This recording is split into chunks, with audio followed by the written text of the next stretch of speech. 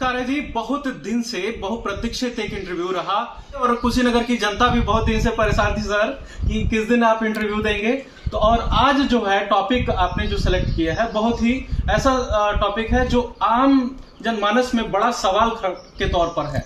तो आज जो हम बात करने वाले हैं युवाओं में हृदयाघात या हार्ट अटैक का जो केस बढ़ा हुआ है उसके क्या कारण है। बहुत सी भ्रांतियां समाज में फैली हुई हैं, तरह तरह के सवाल खड़े हो रहे हैं कि आखिर क्या वजह है। उन सभी पर बात करने के लिए हमारे साथ डॉक्टर संदीप अरुण श्रीवास्तव हैं जो कुशीनगर के बहुचर्चित नाम है। चिकित्सकीय पेशा में एक लंबे अरसे से सेवा दे रहे हैं और काफी ज्यादा अनुभव भी साथ में रखते हैं। तो बहुत बहुत स्वागत है सर आपका। थैंक यू अर्जुन जी, और थैंक यू कुशीनगर समाचार जो हमें इस प्लेटफॉर्म पे लाए कि हम अपनी बात रख सकें। इससे कुशीनगर के जनमानस को और खासकर युवाओं को कुछ फायदा हो इस इंटरव्यू से और इस कुशीनगर समाचार के माध्यम से। क्योंकि सर हमारा जो फोकस होता है वो युवाओं के लिए ज़्यादा होता है और हमारा मानना है कि युवा अगर सशक्त रहेंगे, स्वस्थ रहेंगे तो देश का आगे नाम भी रोशन करेंगे। तो ऐसे में सबसे बड़ा खतरा के तौर पर ये हो गया है कि लगातार इंसिडेंट्स जो हार्ट अटैक के बढ़े हुए हैं। तो इसलिए हम आज आपसे परिचर्चा करना चाहते हैं उस पर कि क्या कुछ वजह लग रहा है कि आजकल जो हार्ट अटैक का कारण बना। जी, सबसे पहले तो हार्ट अटैक, संक्षिप्त में हार्ट अटैक या हृदयाघात होता क्या है। हमारे हृदय को 3 धमनियां सप्लाई करती हैं खून। उन धमनियों में कोलेस्ट्रॉल का, फैट का डिपोजिशन होता है जिससे धमनियां सक्रिय हो जाती हैं और धमनियों में अचानक रप्चर होता है कोलेस्ट्रॉल क्रिस्टल्स का, वसा का, फैट का, और उसमें फिर कुछ थक्के रुधिर के बनते हैं जो जाके धमनियों को ब्लॉक कर देते हैं, अवरुद्ध कर देते हैं। और उस अवरुद्ध होने के साथ ही उसके आगे के जो हार्ट मसल्स होते हैं वो अचानक काम करना बंद कर देते हैं। तो उस दशा में हृदय का वो पार्ट काम नहीं करता है और इसी को हृदयाघात या हार्ट अटैक बोला जाता है। जो लक्षण इसके होते हैं आमतौर पे, हार्ट अटैक का दर्द, आमतौर पे लोग बोलते हैं कि बाएं तरफ सीने में दर्द, लेकिन केवल यहीं तक ये सीमित नहीं है। हार्ट अटैक का दर्द आपका निचले जबड़े से लेके गर्दन, सीने, दोनों तरफ सीने में, शोल्डर्स में, बाह में और अम्बलाइकस तक, नाभि तक ये हार्ट अटैक का दर्द जा सकता है। तो कभी इस तरह का दर्द हो या दूसरे लक्षण इसके होते हैं अचानक सीने में तेज जलन होना, दूसरा चलने पे या वैसे भी अचानक सांस फूलने लगना, या कभी कभार जलन के साथ सिर्फ चक्कर और उल्टी आना, ये भी हृदयाघात के सामान्य लक्षण होते हैं। अच्छा, एक समय था सर जब कुछ सालों पहले की बात है कि हृदयाघात कभी कभार सुनने को आता था और अब जो है बहुत ही कॉमन हो गया और युवाओं में अब सुनने को ज़्यादा आ रहा है। खासतौर पर कुछ लोगों का सवाल भी था कि कोरोना पेंडेमिक के बाद से ये समस्याएं ज़्यादा बढ़ी हुई हैं। युवाओं में या वैसे भी ओवरऑल पॉपुलेशन में जो हृदयाघात बढ़ने के जो वजह है, वजह की अगर बात करें तो हमारी लाइफ स्टाइल, निश्चित तौर पे जो हमारे फोरफादर्स की जो लाइफ स्टाइल थी उसके मुकाबले हमारी लाइफ स्टाइल थोड़ी सेडेंटरी हो गई है। हम काम बैठ के ज़्यादा करना पसंद करते हैं। युवाओं में आजकल देखा गया है कि घर के लोग बोल रहे हैं मार्केट से कुछ सामान लाओ, तो बाइक से ही हो जा रहे हैं, पैदल चलना नागवार गुजर रहा है उन्हें। तो सबसे पहले ये कि एक्सरसाइज बहुत ज़रूरी है। आजकल युवाओं में काम का बोझ, परिवार का पालन पोषण करने की वजह से जल्दी काम पे जाना, देर रात काम में लौटना और इस वजह से एक्सरसाइज प्रॉपर ना हो पाना, जो शरीर के लिए समय व्यायाम के लिए देना चाहिए, ना हो पाना, ये पहला वजह है। दूसरा, आजकल खुद ही आप सब लोग देख रहे हैं कि आज के 10 साल पहले तक 2-4 रेस्टोरेंट एक शहर में होते थे, अब हर 10 कदम पे एक रेस्टोरेंट है, ठेले हैं। तो जंक फूड्स, पिज़्ज़ा, बर्गर और रेस्टोरेंट फूड एक तरह से कहिए। दूसरा ये खान पान, एक्सरसाइज। तीसरा डायबिटीज़। ऑफ कोर्स पहले डायबिटीज़ ये माना जाता था कि इन्फ्लुएंट फैमिली में जो लोग मोटे हैं उनमें होगा, 40-45 साल की एज के बाद होगा। अब ये अर्ली देखने को मिल रहा है। तो डायबिटीज़ कंट्रोल करना भी बेहद ज़रूरी है दवाओं की, एक्सरसाइज और खाने पीने के माध्यम से। ब्लड प्रेशर, मानसिक तनाव आजकल के टाइम में युवाओं में खास तौर पे बहुत ज़्यादा है। तो मानसिक टेंशन जो है इनका ब्लड प्रेशर बढ़ाने का वजह हो रहा है और ब्लड प्रेशर अपने आप में हार्ट अटैक का एक खतरा है।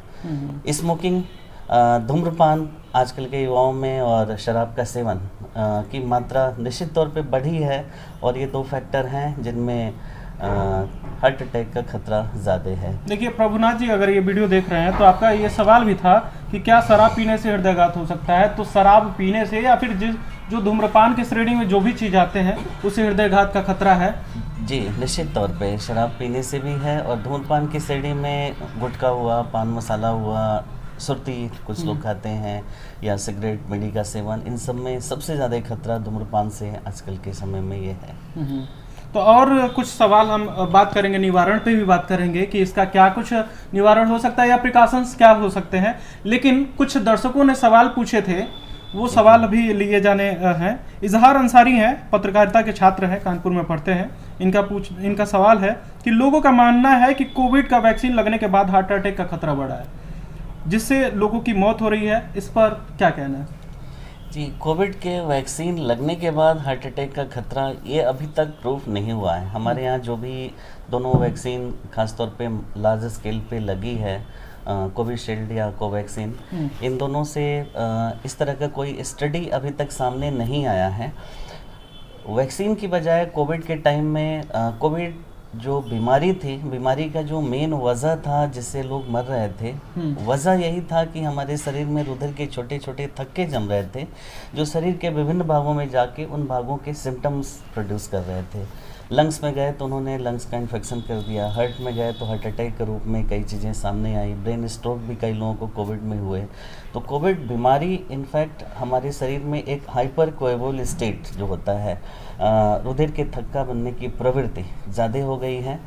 दूसरा वजह कि कोविड टाइम में पिछले 2-3 साल में सबने देखा, स्टूडेंट हों या वृद्ध लोग हों या यंग एज के भी लोग हों, वर्क फ्रॉम होम करना शुरू किए। वर्क फ्रॉम होम तब उन्होंने एक्सरसाइज छोड़ दिया, घर से बाहर निकलना छोड़ दिया, लैपटॉप पे बैठ के दिन रात काम कर रहे हैं, कहीं जा नहीं रहे हैं, और इनफैक्ट घर पे हैं तो घर पे पेरेंट्स उनको ज़्यादा लाड़ दुलार देंगे, खिलाएंगे पिलाएंगे। तो मेरे हिसाब से वैक्सीन की वजह से तो नहीं, लेकिन कोविड की वजह से और कोविड काल में जो हमने अपने लाइफ स्टाइल में परिवर्तन किया, खाने पीने में परिवर्तन किया, उसके वजह से थोड़ा सा ये खतरा बढ़ा है। अच्छा, आसान भाषा में अगर इसको कहें कि जो वैक्सीनेशन हुआ उसको हम रीज़न नहीं मान सकते हैं।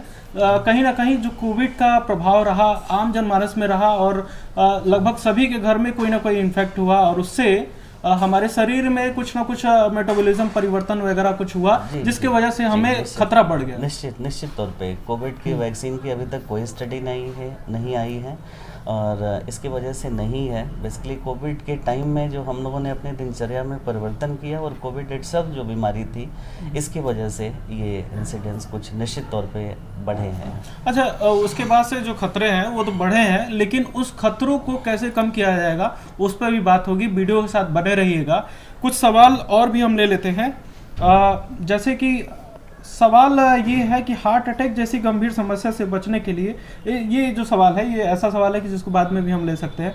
जमील आयसी हैं, अनिल शुक्ला जी हैं और विवेक जी है। उनका सवाल है कि हार्ट पेन और गैस्ट्रिक पेन में कैसे अंतर कर पाए। ज़्यादातर ये होता है कि किसी को हार्ट अटैक आता है तो लोग को लगता है कि आम जनमानस में लोग घर ही पे डॉक्टर बनना शुरू हो जाते हैं, उनको लगता है अरे गैस ही है। निश्चित तौर पे बहुत अच्छा सवाल है, और इसकी जानकारी आम जनमानस को होनी चाहिए। जो गैस्ट्रिक पेन हमारा होता है, गैस्ट्रिक पेन तुरंत ठीक नहीं होता है। वो इंटेंसिटी गैस्ट्रिक पेन की जो पेन की इंटेंसिटी है वो लगातार बढ़ते जाती है। जब हम टहलते हैं तो गैस्ट्रिक पेन थोड़ा सा कम हो जाता है, लेटने पे गैस्ट्रिक पेन बढ़ता है। इसके मुकाबले जो जलन और दर्द जो हार्ट अटैक की वजह से होता है, ये अगर हम चलना शुरू करते हैं तो ये दर्द, हार्ट अटैक का दर्द बढ़ता है, और आराम करने से इसमें राहत होती है। और जो हार्ट अटैक का पेन है ये 5 से 10 मिनट के लिए होता है। तो मोटा मोटा 3 अंतर जान लें। अगर कोई भी दर्द है ऊपरी भाग में पेट के, या जलन के रूप में भी हार्ट अटैक से प्रेजेंट करता है, तो अगर हम चलते हैं, अगर बढ़ता है तो ये मान के चलें कि ये हार्ट अटैक का दर्द हो सकता है। आराम करने पे राहत होती है तो हार्ट अटैक का ये पेन था। गैस्ट्रिक पेन चलने पे आराम मिलता है, लेटने पे बढ़ता है। गैस्ट्रिक पेन आमतौर पे जो खाना खाने के बाद जो दर्द होता है आमतौर पे मेडिकल की भाषा में हम इसे पोस्ट पेरेंडियल एंजाइना बोलते हैं। हार्ट अटैक का एक माइनर हार्ट अटैक का प्रकार होता है, जिसमें खाना खाने के बाद ये दर्द होता है ट्रांजिएंट थोड़ी देर के लिए। तो कभी भी खाना खाने के बाद आपको पेट में जलन या दर्द महसूस हो तो सिर्फ गैस्ट्रिक मान के ना चलें, अपने विशेषज्ञ से ज़रूर दिखाएं। ये पोस्ट पेरेंडियल एंजाइना हो सकता है। अच्छा, उसके लक्षण पे भी बात हो गई, लेकिन अगर कि कोई परिवार में है, किसी के साथ में है और हार्ट अटैक आता है और पता चल जाता है कि ये है ही, तो उस सिचुएशन में सबसे पहले वो घर पे रहते हुए क्या कर सकता है? जी, निश्चित तौर पे आजकल हार्ट अटैक के चांसेस और जो प्रिवेलेंस इतने ज़्यादा बढ़े हैं अपने यहाँ भी और बाकी पूरे देश में भी, पूरे विश्व में भी। तो निश्चित तौर पे आपके यहाँ अगर कोई शुगर बीपी का मरीज़ है और ओल्ड एज का कोई मरीज़ है या यंग एज में भी, जैसे आप अपने घर में पैरासीटामोल, मेट्रोजिल ये सब दवाएं रखते हैं, तो 2 दवाइयाँ ज़रूर रखें। एक तो सॉर्बिट्रेट कुछ भी आपको दर्द महसूस होता है, पेट में दर्द, जलन, सीने में जलन, दर्द, भारीपन, तो सॉर्बिट्रेट की एक गोली जीभ के नीचे रख लें। दूसरी एक मैजिक ड्रग होती है एस्प्रिन 300 मिलीग्राम, 150 मिलीग्राम की आती है एस्प्रिन, 2 गोली उसको तुरंत खा लेना है। तो एस्प्रिन जो है रुधिर के जो थक्के बनने की प्रवृत्ति है उसको तत्काल कम करेगा। सॉर्बिट्रेट जो है हार्ट की जो रुधिर की धमनियां हैं, सप्लाई करने वाली कोरोनरी आर्टरीज, उनको चौड़ा करेगा। तो कम से कम अगर हार्ट अटैक का दर्द नहीं है तो कोई नुकसान भी ये दोनों दवाएं नहीं करेंगी, लेकिन हार्ट अटैक का दर्द है तो कम से कम अपने डॉक्टर के पास आप सुरक्षित पहुंच जाएंगे आगे के इलाज के लिए। अच्छा, एक चूंकि ड्रग्स का आपने डिस्कशन किया है, नाम ही बताया है एस्पिरिन और सॉर्बिट्रेट, तो उसके डोज पे थोड़ा सा हम बात करना क्लियर करना ज़रूरी है, क्योंकि बहुत सारे लोग ज़्यादा डोज भी ले सकते हैं। नहीं, ज़्यादा डोज नहीं लेना है। सॉर्बिट्रेट की 1 गोली बस रखें और एस्प्रिन 300 मिलीग्राम। अगर 75 की आपके पास है तो 4 गोली, 150 की है तो 2 गोली रखें और फिर नियरेस्ट अपने डॉक्टर से संपर्क करें। तो अभी जो है चूंकि हम बात करते हैं, आपसे हम बात कर रहे हैं, हार्ट से रिलेटेड बात कर रहे हैं, तो ऐसे में हमारी एक ऑडियंस है सीता सिंह, उन्होंने ये सवाल पूछा है कि आपकी ऐसी क्या स्पेशलिटी है जो आप हार्ट के बारे में बात कर सकते हैं? जी, ये भी बहुत अच्छा सवाल है एडवोकेट सीता सिंह जी का। बेसिकली हम ग्रामीण क्षेत्र से बिलोंग करते हैं और अभी तक सुपर स्पेशलिटी की सुविधाएं हमारे क्षेत्र तक नहीं आ पाई हैं। तो ऐसे केसेस में अगर सुदूर, जैसे पटौन जिले के सुदूर गांव में बैठे हुए किसी आदमी को इस तरह की चीज़ें होती हैं, तो एक गोल्डन पीरियड होता है हार्ट अटैक का या किसी भी बीमारी को कंट्रोल करने का। हार्ट स्पेशलिस्ट अपने जनपद में दुर्भाग्यवश अभी तक कोई नहीं है। एमडी मेडिसिन हम लोग किए हैं और बहुतायत की संख्या में अपने ज़िले में हम लोग हैं जो हार्ट अटैक के तमाम मरीजों को बखूबी कंट्रोल करते हैं। दवाओं की बात करें तो जो दवाएं हम लोग अपने सुदूर इस क्षेत्र में बैठ के जो लिखते हैं और जो चीज़ें कंट्रोल करते हैं, आप कहीं भी जाएंगे दवाएं वही रहेंगी। स्पेशलिस्ट आपका एंजियोग्राफी और एंजियोप्लास्टी ही सिर्फ करता है, दवाएं वही रहती हैं। आप गोरखपुर जाएं, लखनऊ जाएं, दिल्ली जाएं या किसी भी वेल इक्विप्ड सेटअप में जाएं, मेडिसिन्स वही रहती हैं। केवल हमें करना क्या है कि हमें ये पता करना, जैसे घर पे हुआ, हमारे पास हुआ है, इसी से हमने पता लगा लिया और ये जो 2 ड्रग जो घर में भी रहना चाहिए हमने बताया, इनके अलावा 3-4 और ड्रग्स होती हैं और वही किसी भी हार्ट के पेशेंट को चलती हैं किसी भी लेवल पे, किसी भी कंट्री में। तो वो दवाएं दे के पेशेंट स्टेबल हो जाए और फिर उस पेशेंट को फर्दर अगर वो सक्षम है तो एंजियोग्राफी और एंजियोप्लास्टी के लिए हार्ट स्पेशलिस्ट के पास भेजें कि 24 घंटे के अंदर अगर उसका एंजियोप्लास्टी हो जाता है, हार्ट अटैक है, तो फिर उसका हृदय दोबारा 18 साल का हृदय हो जाता है। ठीक है, पूरा सारांश पर आते हैं। लोग इंतज़ार कर रहे हैं कि ठीक है, हार्ट अटैक आ गया और उसके लक्षण को हम जान गए, अब उसका प्रिकॉशन क्या हो सकता है, कैसे हम हार्ट अटैक से बच सकते हैं, खास तौर पर युवा? जी, हार्ट अटैक के 2 तरह के फैक्टर्स होते हैं। एक जो हमारा जो रिस्क फैक्टर होता है नॉन मॉडिफाइबल कहलाता है, जिसको हम चेंज नहीं कर सकते। अगर हमारे पिताजी में, माताजी में, नाना नानी, दादा दादी, ताऊ चाचा, भाई बहन, चाचा बुआ, फर्स्ट डिग्री रिलेटिव्स में हार्ट की बीमारी है तो उसको तो हम बदल नहीं सकते। उसको एक्सरसाइज, खाने पीने के बर्ताव, शुगर बीपी के कंट्रोल, मोटापा के कंट्रोल, सिगरेट पी रहे हैं तो शराब छोड़ के उसको चेंज कर सकते हैं थोड़ा सा। लेकिन दूसरे जो मॉडिफाइबल रिस्क फैक्टर्स हैं उनमें सबसे पहले आता है हमारा लाइफ स्टाइल। तो लाइफ स्टाइल हमारी, अगर कोई ऐसा जॉब है जिसमें हम बैठ के 12 घंटे ही हमें बैठ के काम करने हैं तो उसको आप चेंज करें। हफ्ते में 5 दिन 30 मिनट एक्सरसाइज, 7 दिन करें तो वेल एंड गुड। लेकिन जो रिकमेंडेशन है 30 minute per day brisk walk for 5 days a week अगर आप कर रहे हैं तो एक्सरसाइज पर्याप्त होगी आपके किसी भी हार्ट, बीपी या शुगर के मरीज़ में कंट्रोल करने के लिए। दूसरी चीज़ें, फूड, जंक फूड्स हम ना लें, कम खाएं, ओकेजनल खाएं। किसी पार्टी वार्टी में गए, होटल गए तो खा लें। आजकल के युवाओं में देखा जा रहा है कि डेली ही शाम को तमाम जितने भी शहर के रेस्टोरेंट हैं और ये ठेले लगे हुए हैं वहाँ पे युवाओं की भीड़ लगी हुई है। तो डेली खाना कहीं ना कहीं ये नुकसान करेगा। जंक फूड क्यों नुकसान करता है, इसके पीछे जाएं। जो ऑयल हम लेते हैं, अगर उस ऑयल को 2-3 बार हम गर्म करके वही चीज़, इवन समोसा भी हम खा रहे हैं, तो अगर 2-3 बार उसी तेल में छान के समोसा ले रहे हैं तो जो हमारा जो ऑयल है, वेजिटेबल ऑयल, ज़्यादातर वेजिटेबल ऑयल ठीक होते हैं स्वास्थ्य के लिए। लेकिन अगर उसको बार बार उबालेंगे तो उसमें जो फैटी एसिड है ट्रांस फैटी एसिड में चेंज हो जाएगा। तो ये ट्रांस फैटी एसिड जो होता है ये हृदय के लिए ख़राब होता है। कोलेस्ट्रॉल इसमें ज़्यादा होता है। एलडीएल जो ख़राब कोलेस्ट्रॉल की बात करें तो जो धमनियों में ज़्यादा जाके जमता है। तो जंक फूड इसलिए मना होता है क्योंकि इसमें बार बार एक ही तेल में वो चीज़ें बनती हैं। तो खाने पीने में वेजिटेबल डाइट में आप सीजनल हरी सब्जियाँ, फल और सब्जियां ज़्यादा से ज़्यादा लें। जो मलाई, घी, मक्खन का सेवन कम करें, ओकेजनल करें। खाने की चीज़ें हैं खाएं, कम करें, हफ्ते में एक बार ले लें। कई घरों में देखने को मिलता है रोज़ सुबह शाम पूड़ी पराठे ये सब बनते हैं, तो उन चीज़ों से थोड़ा सा बचना होगा। नॉन वेजिटेरियन अगर फूड पे आते हैं तो रेड मीट, जो मीट होता है मीट, उसका सेवन कम करें। चिकन आप ले सकते हैं। फ़िश का ऑयल ज़्यादातर हार्ट के लिए अच्छा होता है। उसमें जो फैटी एसिड्स होते हैं, पॉलीअनसैचुरेटेड फैटी एसिड्स होते हैं, वो ठीक होते हैं। अंडा आप ले रहे हैं तो अंडे की जर्दी हटा के लें अगर कोई रिस्पेक्टर आपके पास है तो। जो उसका येलो वाला पार्ट, जर्दी, एग योक की बात कर रहे हैं, वो ना लें। उसका जो सफ़ेद वाला भाग है उसका सेवन करें ज़्यादा से ज़्यादा। तो ये खाने का और एक्सरसाइज का हो गया। शुगर आपको है तो अगेन खाने पीने के परहेज़ और एक्सरसाइज के अलावा अपने डॉक्टर के संपर्क में रहें और अपना शुगर कंट्रोल रखें। खाली पेट 110 के नीचे और खाने के बाद का 160 के नीचे रखें। ब्लड प्रेशर आपको है तो खाने पीने के परहेज़ और ये एक्सरसाइज के अलावा ब्लड प्रेशर 130-80 के नीचे रखें। 140-90 तक परमिसिबल है लेकिन 130-80 के नीचे रखें तो अच्छा रहेगा।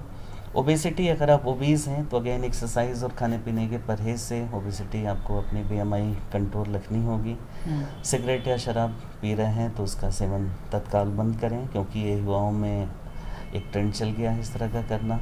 और सबसे बड़ी बात जो थोड़ा सा लीक से हटके है कि अभी पिछले कुछ समय हमने देखा कि युवाओं के अलावा युवा, हम मेडिकल साइंस में 45 के नीचे के लोगों को युवा बोलते हैं, नहीं 18-21 नहीं, 45 के नीचे को युवा बोलते हैं। 45 के ऊपर युवा नहीं रहता है मेडिकल साइंस में आदमी।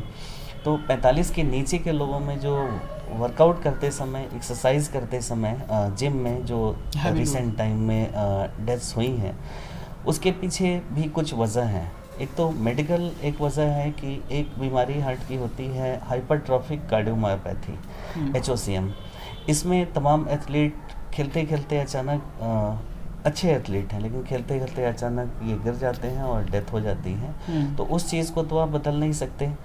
जिम में जाने के पहले अगर आपको शुगर है, बीपी है और आपकी उम्र 35 के ऊपर है तो निश्चित तौर पे जिम ट्रेनर की भी जिम्मेदारी है और आपकी खुद की भी ये सोच होनी चाहिए कि अगर जा रहे हैं जिम में, स्ट्रेनस एक्सरसाइज कर रहे हैं अपने फिटनेस के लिए या बॉडी बिल्डिंग के लिए, तो उसके पहले किसी डॉक्टर से ज़रूर सलाह ले लें कि आपका हार्ट सही काम कर रहा है कि नहीं।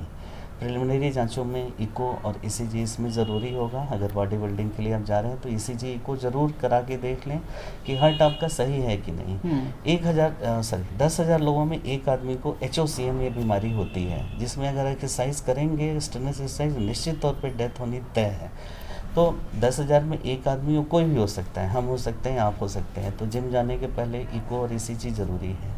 जिम में ख़ास तौर पे हमारे जो जिम ट्रेनर्स हैं आजकल मार्केट में तमाम प्रोटीन्स हैं वो दे रहे हैं। उन प्रोटीन्स में हैवी मेटल रह रहा है। हैवी मेटल अगेन हार्ट के लिए नुकसानदायक है। प्रोटीन की आपकी ज़रूरत है तो आप अंडे लें, 4-4 अंडे एक दिन में लें, एक टाइम में लें, 4-4 अंडे 3 टाइम लें। उसका पीला वाला भाग हटा के सफ़ेद वाला भाग बॉयल करके लें। प्रोटीन का इससे अच्छा सोर्स इस धरती पे कोई नहीं है।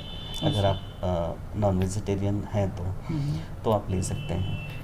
देखिए, बहुत इम्पोर्टेंट बात मेंशन सर ने किया है। ये सवाल पूछे जाने थे लेकिन मेरे जहन में नहीं आया था, लेकिन चूंकि इतना सर्कुलर डिस्कशन हो रहा है तो वो टॉपिक पर आ गया। सबसे अहम सवाल लोगों का था कि जिम में जाने के बाद से लगातार डेथ वगैरह हुई, उस जिन्होंने आपने बताया कि किस तरीके की क्या वजह है। बहुत सारे लोग हैं और ये किसी के दिमाग में जाता भी नहीं है युवाओं में कि जिम जाने से पहले हमको इको वगैरह कराना चाहिए या हार्ट से संबंधित स्कैनिंग कराना चाहिए, अपना जानना चाहिए। जी और यहाँ पे पता चल रहा है कि कितना महत्वपूर्ण है वो। जी, निश्चित तौर पे महत्वपूर्ण है। जिम जाएं, अच्छी चीज़ है, जिम जाएं, बॉडी बिल्डिंग करें, लेकिन जिम और बॉडी बिल्डिंग में इतनी हैवी एक्सरसाइजेस करनी होती हैं, उसके पहले आपको अपने हार्ट की कंडीशन ज़रूरी है जानना। तो हार्ट आपका एक इजेक्शन फ्रैक्शन एक चीज़ होता है। हार्ट अपने अंदर आने वाले खून का 70% भाग पंप करके भेजता है। तो इजेक्शन फ्रैक्शन आपका ठीक है कि नहीं, अगर नहीं ठीक है तो जिम करने की आपको नहीं ज़रूरत है। अच्छा सर, लगभग चीज़ आप कैरी कर चुके हैं, सब कुछ बातें हो चुकी हैं, लेकिन अहम बात यह है कि डायबिटीज़ पे थोड़ा सा हम आना चाहेंगे, ब्रीफली समझना चाहेंगे। डायबिटीज़ और बीपी जो है ये हार्ट अटैक का साथी है। मतलब कहा जाए कि अगर हो गया तो संभव उनकी चांसेस सबसे ज़्यादा हो जाती है कोमॉर्बिडिटी के साथ। तो ये देखने को मिल रहा है कि ज़्यादातर लोग हेरिडेटिक पहले होते थे, उनको आनुवंशिक होता था, लेकिन आज के दौर में डायबिटीज़ किसी को भी हो जाता है, बीपी किसी को भी हो जाता है। तो उनके लिए प्रिकॉशंस क्या हो सकते हैं? अगर आपके पेरेंट्स में, सिबलिंग्स में और उसमें ऑफस्प्रिंग्स में है डायबिटीज़ तो उसको तो आप चेंज नहीं कर सकते। आपको होना है तो हो जाएगा, लेकिन होने के बाद और होने के पहले अगर प्रिकॉशन रखें तो इन दोनों बीमारियों से, जो मॉडिफाइबल रिस्क फैक्टर्स की जो हमने बात की, उससे काफ़ी हद तक बचा जा सकता है। एक्सरसाइज, खाने पीने का काफ़ी चर्चा हो चुकी है। सिगरेट स्मोकिंग अगर है, अल्कोहल आप ले रहे हैं तो उसको छोड़ें। एक्सरसाइज और खाने, मतलब कुल मिला के समरी ये है कि आप अपना दिनचर्या सही कर रहे हैं तो आपका हार्ट स्वस्थ रहेगा। जी बिल्कुल, आप दिनचर्या सही है तो निश्चित तौर पे आपका हृदय हेल्दी रहेगा।